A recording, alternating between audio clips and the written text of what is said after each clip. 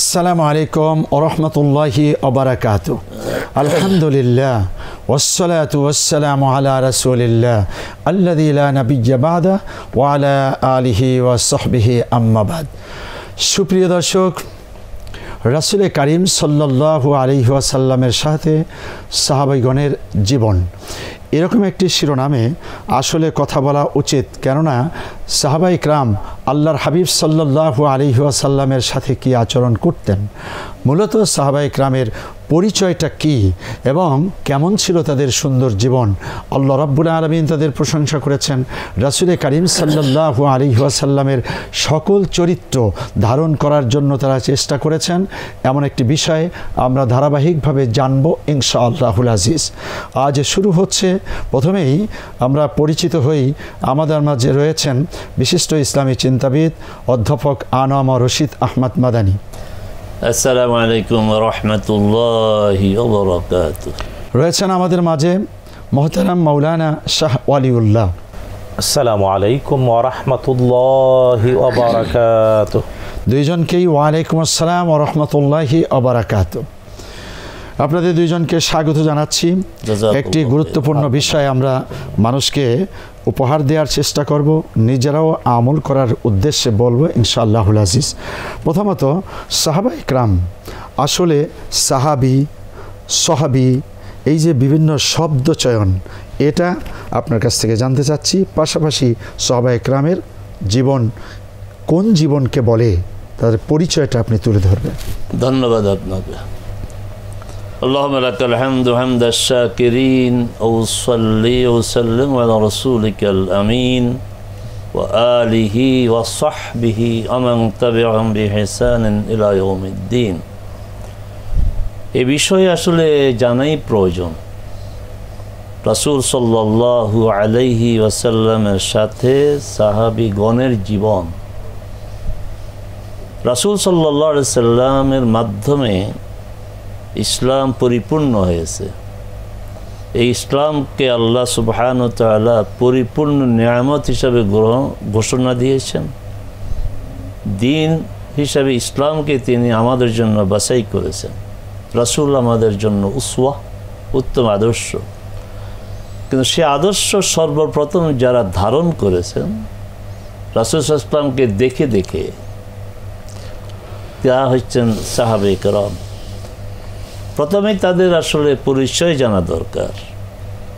পরিচয়ের আগে এই যে শব্দগুলো, সাহাবি, সাহাবা, আসহাব, এগুলো জানা দরকার। সাহবি, সাহবি এটা খুব প্রচলিত কথা নয়। সাহাবি আর তার বহু বচন হচ্ছে আসহাব বা সাহাবা। এই সাহাবিকা কি, কারা? আহলে সুন্নাত ওয়াল জামাআহ বাস্তবসম্মত সংজ্ঞা দিয়েছেন এভাবে: সাহাবি তিনি যিনি রাসূল সাল্লাল্লাহু আলাইহি ওয়াসাল্লামের জীবদ্দশায় ঈমান এনেছেন। ২ নম্বর শর্ত হচ্ছে রাসূল সাল্লাল্লাহু আলাইহি ওয়াসাল্লামের সাথে তার সাক্ষাৎ হয়েছে সরাসরি, সেটা অল্প সময়ের জন্য হোক, বেশি সময়ের জন্য। তৃতীয় শর্ত হচ্ছে তিনি ইসলামের উপরেই ছিলেন এবং ইসলামের উপরেই তার মৃত্যু হয়েছে। এই ৩টি বৈশিষ্ট্য বা শর্তের কোনো একটি যদি পাওয়া না যায়, তিনি সাহাবী নন। যেমন রাসূল সাল্লাল্লাহু আলাইহি ওয়াসাল্লামের জীবদ্দশায় ঈমান এনেছেন, ১ নম্বর শর্ত পাওয়া গেল, কিন্তু রাসূল সাল্লাল্লাহু আলাইহি ওয়াসাল্লামের সাথে তার সাক্ষাৎ হয়নি। যেমন ওয়াইস কারনী রাহিমাহুল্লাহ বলবো, কারণ তিনি সাহাবী ছিলেন না। রাসূল সাল্লাল্লাহু আলাইহি ওয়াসাল্লাম জীবদ্দশায় ইসলাম গ্রহণ করেছেন, কিন্তু তিনি রাসূল সাল্লাল্লাহু আলাইহি ওয়াসাল্লামকে দেখেননি। এই ধরনের আরও কয়েকজন আছেন যারা তাবিঈদের মধ্যে একদম শীর্ষস্থানীয় তাবিঈ।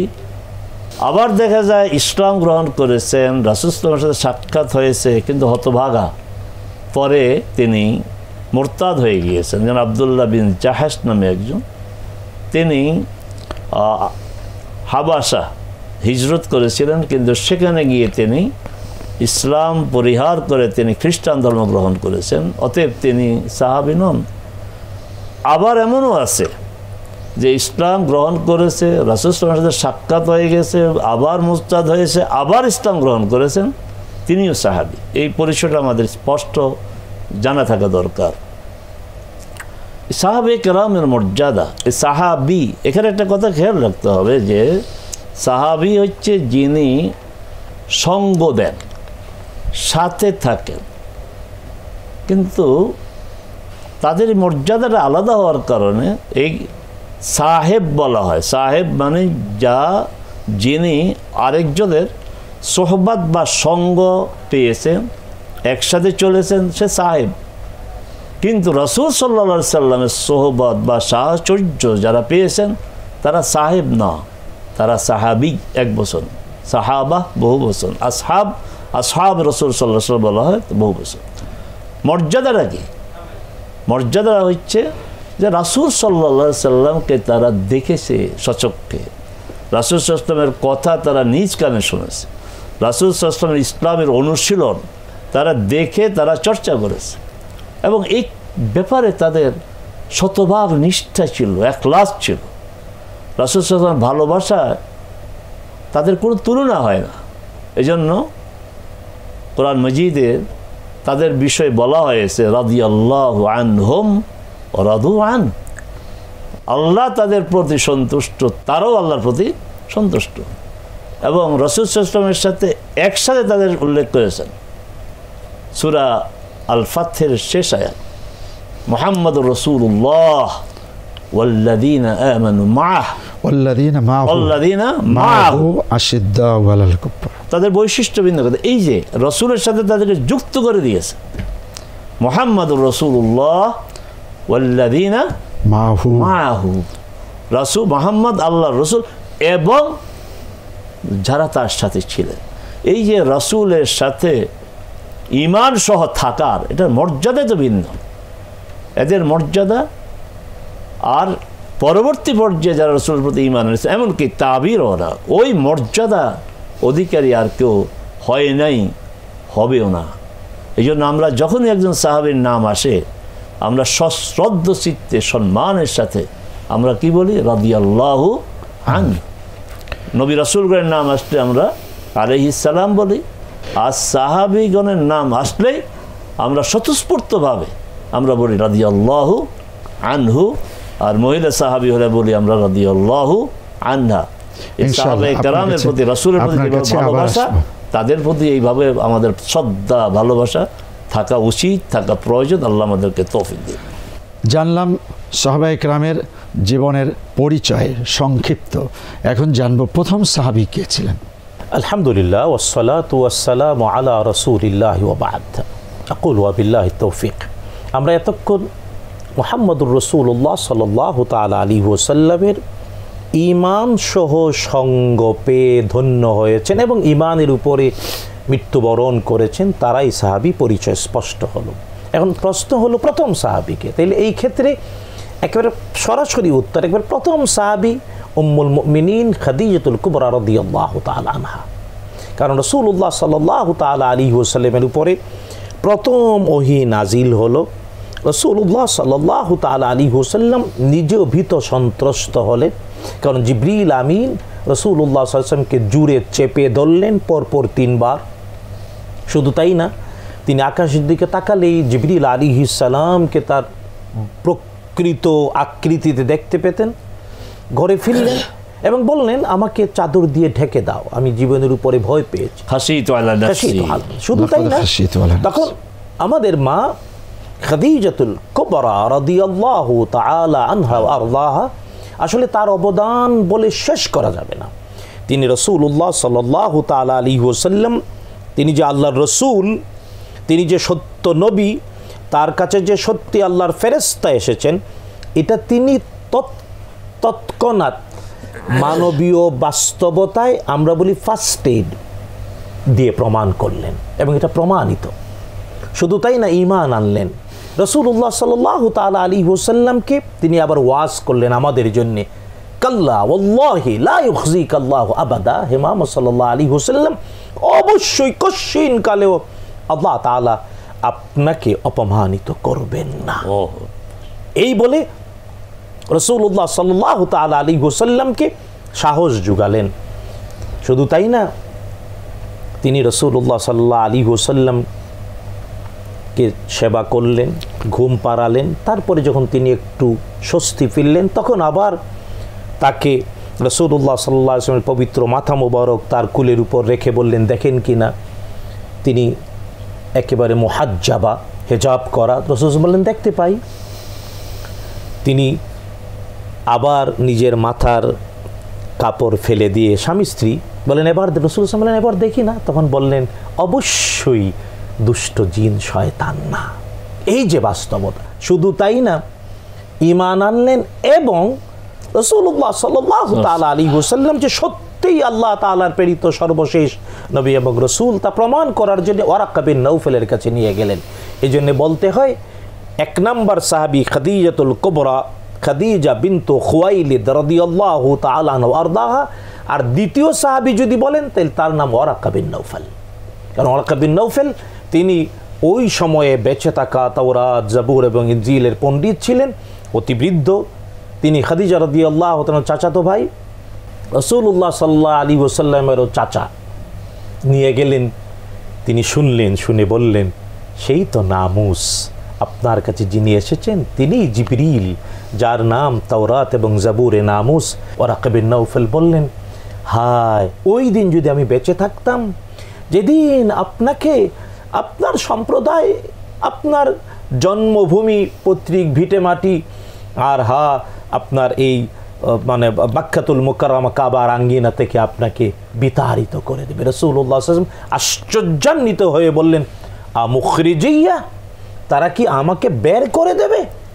তিনি বললেন, হ্যাঁ, অতীতেও যারা আল্লাহ তাআলার পক্ষ থেকে এমন ওহী প্রাপ্ত হয়েছেন তাদের সাথে তাদের স্বজাতিরা না বুঝে এমন বিরোধিতা করেছে।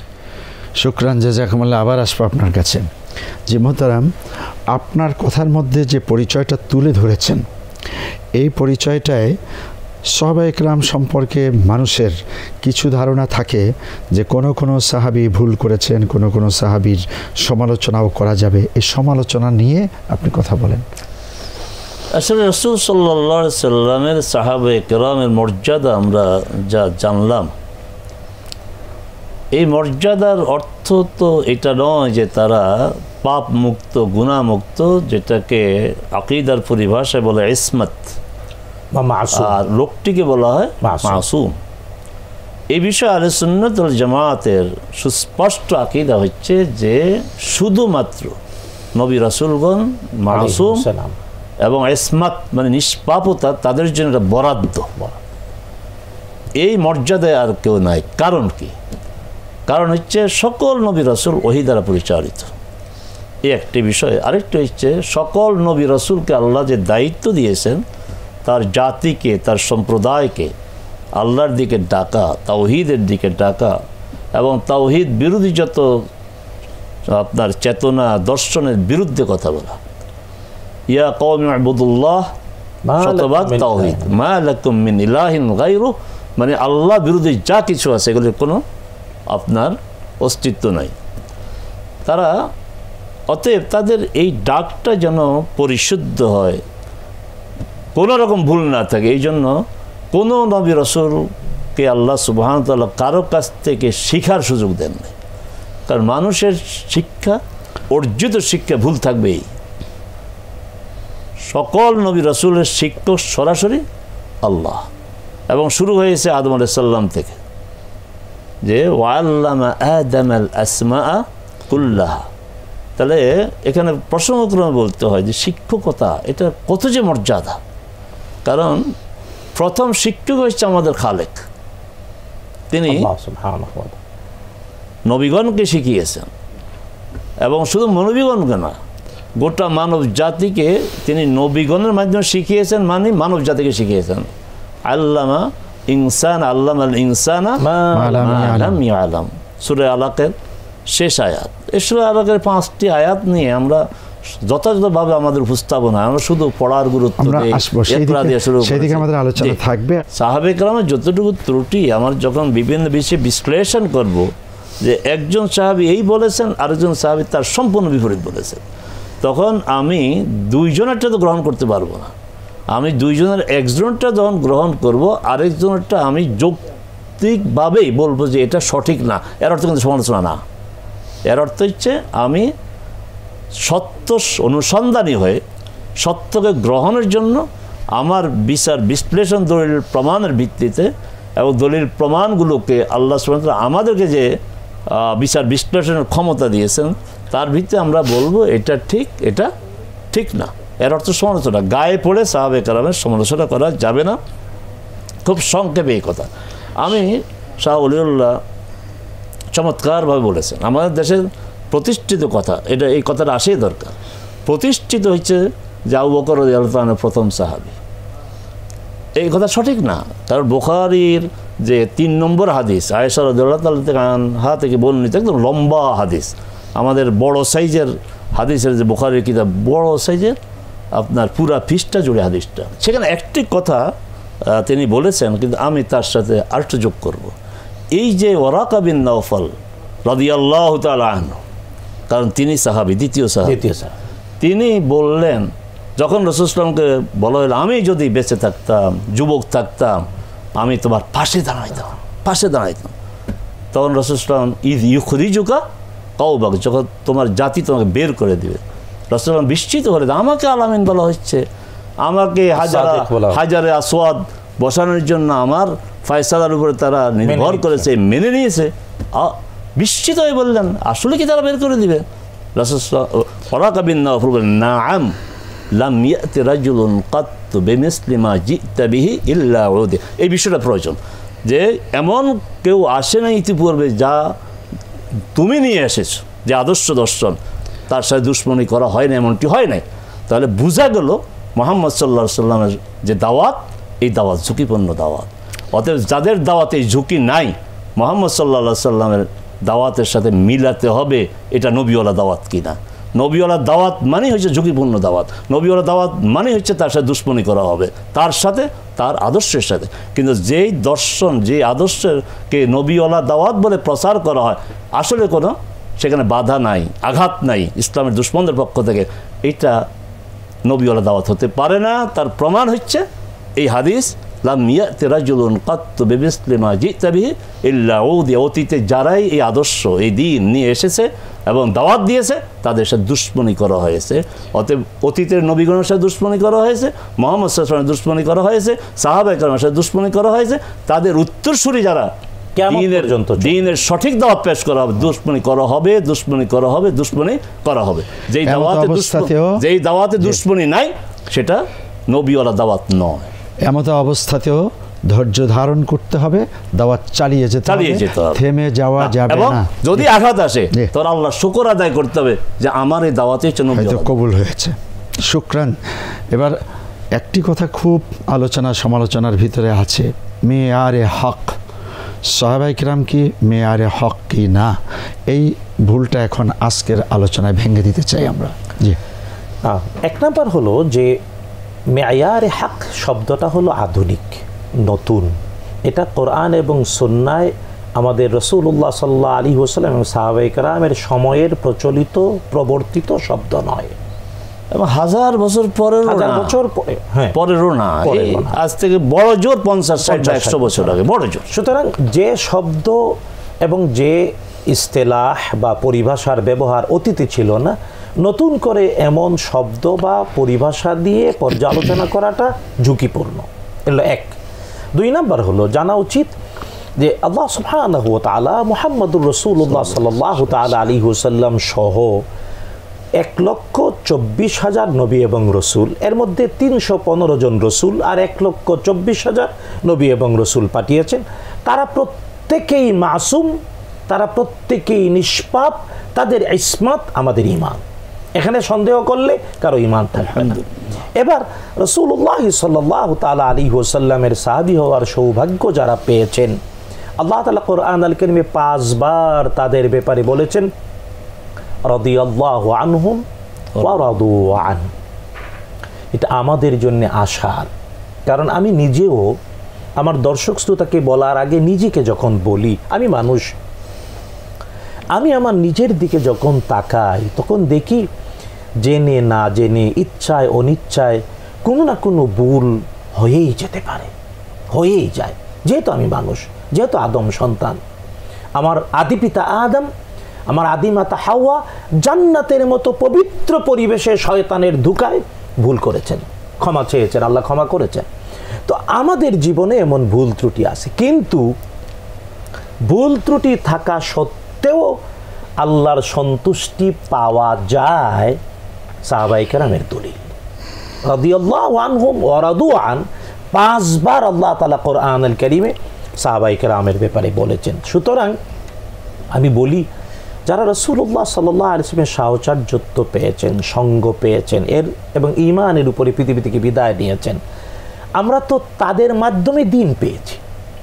কারণ আমি যে সালাত বা নামাজ পড়ব, রাসূল সাল্লাল্লাহু আলাইহি ওয়াসাল্লামকে তো দেখি নাই, রাসূল সাল্লাল্লাহু আলাইহি ওয়াসাল্লামকে সাহাবায়ে কেরাম দেখেছেন, তাদের কাছ থেকে শিখেছেন। এই ধারাবাহিকতায় মুত্তাসিল সনদে আমাদের কাছে নামাজ, জোহরের ওয়াক্ত কয় রাকাত পড়ব, আসরে কিভাবে পড়ব, মাগরিবে কিভাবে পড়ব, এশায় কিভাবে পড়ব, ফজর কিভাবে পড়ব, ঈদ কিভাবে পড়ব, তারাবি কিভাবে পড়ব, জানাজা কিভাবে পড়ব। শুধু তাই না, নামাজের পদ্ধতিগুলো সাহাবায়ে কেরামের মাধ্যমে আমরা পেয়েছি, দ্বীনের সবগুলো বিষয় এইভাবে পেয়েছি। সুতরাং আল্লাহ তাআলা নিজেও কোরআনুল কারীমে সাহাবায়ে কেরামের পরিচয় করাতে গিয়ে আমাদেরকে বলেছেন, ঈমান যদি আনি আমরা এবং আমল যদি করতে চাই, তাহলে যেন সাহাবায়ে কেরামের মতো করি। আল্লাহ বলছেন, আমিনু কামা আমানান নাস, ঈমান আনো যেমন সাহাবায়ে কেরাম। নাস বলতে আসহাবু রাসূলিল্লাহি সাল্লাল্লাহু আলাইহি ওয়াসাল্লাম। সুতরাং সাহাবায়ে কেরাম আমাদের জন্য অনুকরণীয়, অনুসরণীয়। সুতরাং তাদেরকে একেবারে মেয়ারে হক এই শব্দটা বলে নতুন করে কেন বিতর্ক শুরু করতে? না, আমি বলবো এটা নতুন পরিভাষা।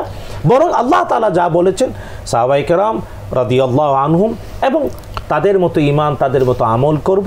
তবে হ্যাঁ, ওহী আসতো কেবল মুহাম্মাদুর রাসূলুল্লাহ সাল্লাল্লাহু তাআলা আলাইহি ওয়াসাল্লামের কাছে, আর তিনি নিষ্পাপ, তিনি মাসুম। এছাড়া এই পৃথিবীতে নবী এবং রসুলগণ ছাড়া সবারই ভুল ত্রুটি আছে, গ্রহণ এবং বর্জনীয় আছে। আল্লাহু আ'লাম বিস-সাওয়াব।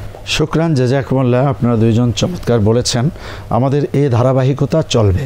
বন্ধুগণ, এটিএন বাংলা, আমরা চাই পৃথিবীর মানুষের কাছে হকটা পৌঁছে দিতে।